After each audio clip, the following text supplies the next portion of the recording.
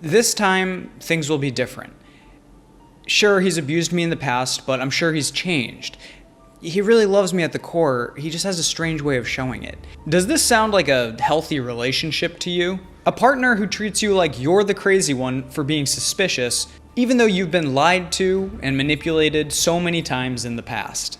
Someone who sows division to isolate you from friends and family, so that you have no one to rely on but the abuser.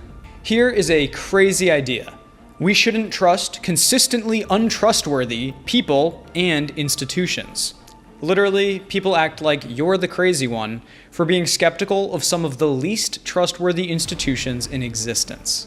If you asked a typical extreme leftist in early 2020 if they trusted Big Pharma, they would laugh in your face.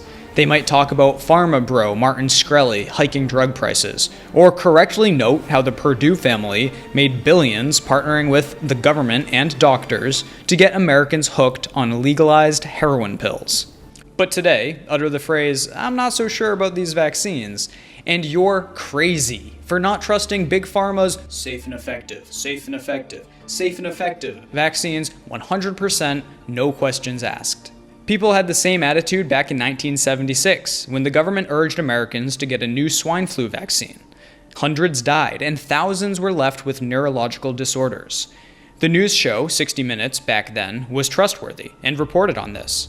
Today, they run factually inaccurate, deceptively edited hit pieces on politicians like Florida Governor Ron DeSantis for not becoming public health dictators. Another example of the crumbling trustworthiness of essentially every centralized, powerful institution. But back then, 60 Minutes investigated the government's deception when it came to the vaccine it was pushing. YouTube, another untrustworthy institution, deleted the video, but it's still up on BitChute.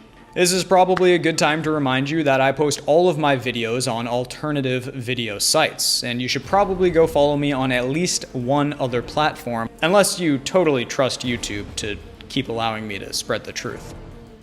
Anyway, the old 60 Minutes shows that even back in the 70s, the CDC director used a familiar line.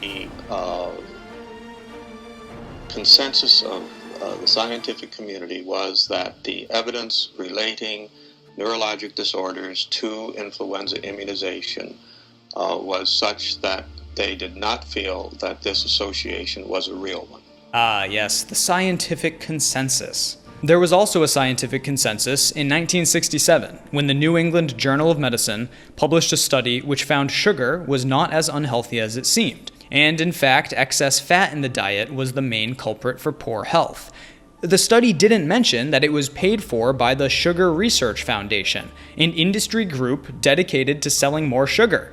It also didn't mention that a researcher for the study sat on the Sugar Research Foundation's board. But that study was used as a foundation of scientific consensus for decades to downplay the negative health effects of sugar and blame fat, which turns out not to be so bad after all. Only anti-science conspiracy theorists at the time believed that honorable scientists could be so easily manipulated into doing the bidding of the sugar industry.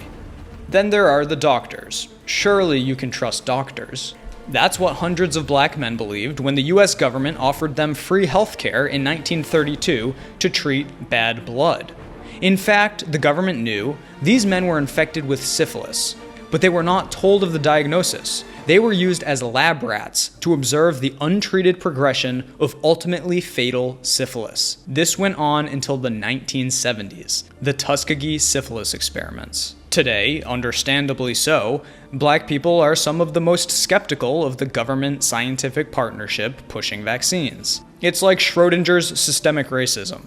Black people are supposed to simultaneously believe that every institution is hopelessly infused with racism, but they can totally trust the doctors and scientists today. Some of these things happened a long time ago. They say hindsight is 20/20. Only with some distance can we understand the lies and manipulations of the government, scientists, and doctors. But today, people think that we're immune from this. Do they seriously believe that things have changed so much for the better?